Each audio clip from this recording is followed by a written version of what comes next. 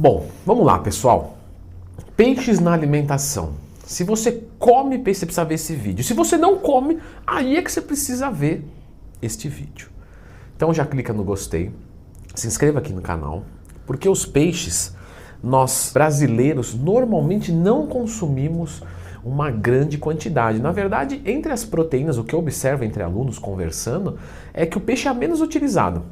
Então o pessoal utiliza carne vermelha, frango, ovos, laticínios, e peixe é meio que o último. Muita gente bebe leite todo dia, come ovo todo dia, frango, carne 3 vezes na semana e peixe. Eu vou no japonês e faço o dono do rodízio chorar. É o máximo da minha interação peixística nutritiva. Bom, então vamos trocar um pouquinho de ideia sobre o peixe. Primeiro, a quantidade de proteína do peixe é muito similar, né, numa média aí, do frango, da carne vermelha e do porco. Sim, você pode comer carne de porco na dieta. Leandro Twin, quais são os cortes? Se tiver uma dúvida, Leandro Twin, mais tema, aqui no YouTube, que você encontra esse vídeo aqui. Então, sobre a proteína dos peixes, é razoavelmente igual, o que vai dizer aí mais ou menos, tá? Mais ou menos 20%. Como assim, Nandrão? Quer dizer que em 100 gramas de peixe pesado cru, nós temos 20 gramas de proteína. E aqui eu preciso de uma atenção muito importante com você. O que acontece? Olha só, quando você pega esse peixe pesado cru, a gente sabe que em 100 gramas tem 20 gramas de proteína, quando você faz o preparo dele, não importa quanto ficar depois de pronto. Terão 20 gramas de proteína, enquanto quer que seja dele preparado pronto. O peixe, ele costuma perder bastante água durante o seu processo. Então, se você pega uma tilápia e faz ela assada, não é incomum, tá? 100 gramas pesado cru virar 50 pesado pronto. Para a galera que usa air fryer, então, nossa, muito. E aí, Leandrão, como é que eu faço? Eu peso cru ou pronto? Deixo a sugestão, tá? De preferência, pesa cru, porque independente de quanto virar pronto, lá terá aquele tanto de proteína. Por quê? Durante o processo de preparo, nós perdemos água, mas nós não perdemos proteína. Então pesei aqui, nem quero saber quanto vai ficar pronto, simplesmente vou consumir. Porém, se você está num restaurante, alguma coisa assim, você logicamente vai lá e pesa ele do jeito que for conveniente. Só usa a tabela referente. Poxa, é salmão grelhado, então eu vou lá, salmão grelhado, tabela nutricional. Inclusive eu falei muito disso no meu curso de nutrição, né? Como que a gente interpreta a tabela nutricional e tal. De qualquer forma, você sempre usa a tabela da maneira que você está pesando naquele momento. Minha sugestão é que se você conseguir cru, melhor ainda. Falando sobre cru, uma pergunta que sempre vem sobre os peixes é: posso consumir peixe cru na alimentação? Claro, tá? Com certeza.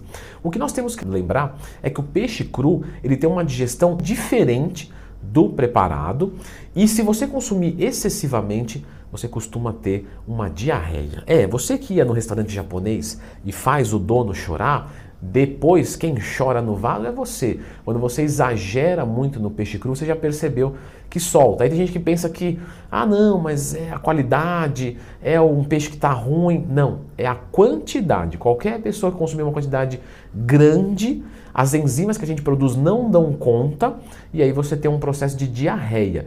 Tem gente que experimenta só desconforto, às vezes gases um pouco odorizados negativamente, né, acima do normal, mas você percebe que tem alguma coisa em mau funcionamento. Não só você vai perceber, como todas as outras pessoas que habitam o mesmo lugar, que por sua vez vão querer deixar de habitar, vão perceber que tem algo de errado. Então, só maneira um pouco a quantidade. E não existe nada pré-estabelecido também. É legal a gente falar também uma coisa, tá?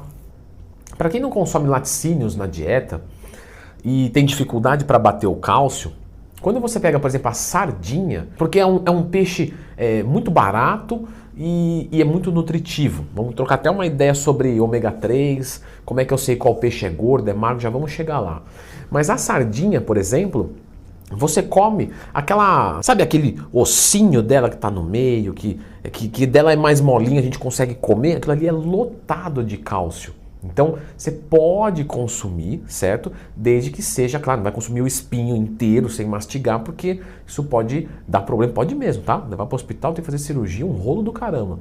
Mas no caso da sardinha, que fica bem molinha, assim, você mastiga, né? Vira pozinho, vamos dizer assim, ou uma massinha pelo menos, é rica em cálcio. Então é muito fantástico o uso da sardinha na alimentação. Você pode consumir essa parte também.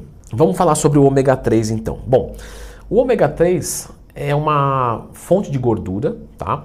Que deve-se ter um equilíbrio no nosso organismo. Então a gente tem ômega 3, 6 e 9. Mais ou menos falando, 1 grama de ômega 3 para cada 10 a 20 gramas de ômega 6 mais 9. Beleza, Leandrão, o que é fonte de ômega 3? A gordura dos peixes. Ah, mas a linhaça também tem bastante ômega 3. O ômega 3 da linhaça não tem muito EPA e DHA. E o EPA e o DHA, eles são muito bons para o nosso coração, para ajudar a aumentar o HDL, melhorar o perfil lipídico, colesterol, e que, portanto, se você não consome peixes, seria interessante para a sua saúde uma suplementação com ômega 3. Lembrando que o ômega 3 ele é uma gordura, então ele não precisa ser consumido todos os dias. Porque o pessoal fala, tá, mas eu tenho que comer peixe todo dia? Não, você pode comer uma vez por semana. Quer dizer, Leandrão, que se todo sábado eu for lá fazer o dono do rodízio chorar, comer bastante salmão e tal, eu posso não suplementar com ômega 3? Isso, exatamente. Pô, Leandrão, mas como é que fica as patrocínios aí? É cada um com seus problemas, cada um com seus problemas. É bom trabalhar com empresa que deixa a gente livre. Então você, sempre que você está manipuladinho, vai na Oficial Pharma, tá? Mas se você consome peixes uma vez por semana em quantidades altas, você não precisa suplementar com ômega 3. E é legal a gente ter esse balanço de ômega 3, 6 e 9. Ok.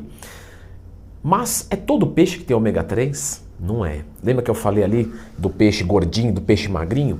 O peixe que é mais gordinho, ele tem o ômega 3. Então ele é um peixe bom para a nossa dieta, só que nós temos que lembrar que temos que computar essa quantidade de gordura, certo? Porque gordura em excesso dá muita caloria e pode atrapalhar os nossos resultados. Você pode ter ganhos em bulk com muito mais gordura do que poderia por exagerar no superávit, e também você em cut pode atrapalhar, né, o seu processo de emagrecimento. De qualquer forma, como é que eu faço essa diferenciação? Qual é o peixe gordo e qual é o peixe magro? O peixe gordo é o peixe que tem coloração. Então, por exemplo, olha aqui a foto aparecendo, ó, o editor adora que eu faça isso. Salmão, colorido. Atum, colorido. Sardinha, colorido. Você vê que eu faço um em cada um da tela que é para ferrar com ele mesmo. Truta da Patagônia. Então você percebe que todos esses são peixes mais gordinhos. Peixes mais magrinhos, agora eu vou falar 10. Brincadeira, ó. Por exemplo, tilápia, merluza, polaca. Todos esses peixes que têm uma coloração branca, eles não têm níveis relevantes de quantidade de gordura. Claro que a gente tem peixe que é muito mais branco, o outro é um pouco menos branco, tem que ter um pouquinho de gordura, mas de qualquer forma, quais são os melhores peixes para a dieta? Todos. O peixe gordinho, se você computar as calorias das gorduras, é fantástico. E o peixe magrinho também. Então qualquer tipo de peixe eu posso usar na dieta? Sim. Mas não tem um que não... Não. Fica tranquilo. Todos dá para usar. Qual é a quantidade que eu devo comer por semana de peixe, Leandrão? Olha, é muito difícil porque vai depender das necessidades de cada um. Mas falando mais ou menos, tá? Algo próximo entre 300 a 600 gramas por semana. Vou deixar também uma dica de preparo, tá? Para quem tem aquelas fritadeiras elétricas. Você pode colocar 2 bases assim de cebola ou de algum vegetal e colocar ele por cima e ligar. Assim ele não gruda na grelha, você já faz o vegetal junto e fica bem gostoso. Essa dica quem me deixou foi minha cunhada. Lembrando que os peixes são muito mais perecíveis, então na hora de comprar, tenha uma atenção boa. Leandrão, e aquela história de peixe de água doce e peixe de água salgada? Galera, isso pra gente não é tão importante, tá? Mas só pra vocês saberem, o peixe que é do mar ao invés do rio, ou seja, de água salgada, ele tem um pouquinho mais de sódio e um pouquinho mais de iodo. Iodo é bom pra nossa tireoide. Porém, hoje é muito difícil a gente ver carência de iodo, porque o sal já é iodado. E se houver carência, a suplementação é mais fácil do que se entupir de peixe. E sobre os enlatados, Leandrão, sardinha, atum, chicharro, até salmão hoje você vê enlatado. Galera, a Anvisa, você sabe que ela é um órgão muito, né, chato ali. E a questão do enlatado, ainda que tenham algumas coisas que não são perfeitamente ideais, vamos colocar assim, não vai nos causar mal, tá? Então você pode consumir um enlatado sem problemas. Ele não tem perda de valor nutricional relevante. Porém, se você puder optar pelo fresco, é sempre uma opção mais inteligente. Tem pessoas que têm alergia a peixe também, tá, gente? Então, caso seja você, infelizmente não dá para consumir ou teria que limitar muito a quantidade, dependendo do grau de alergia.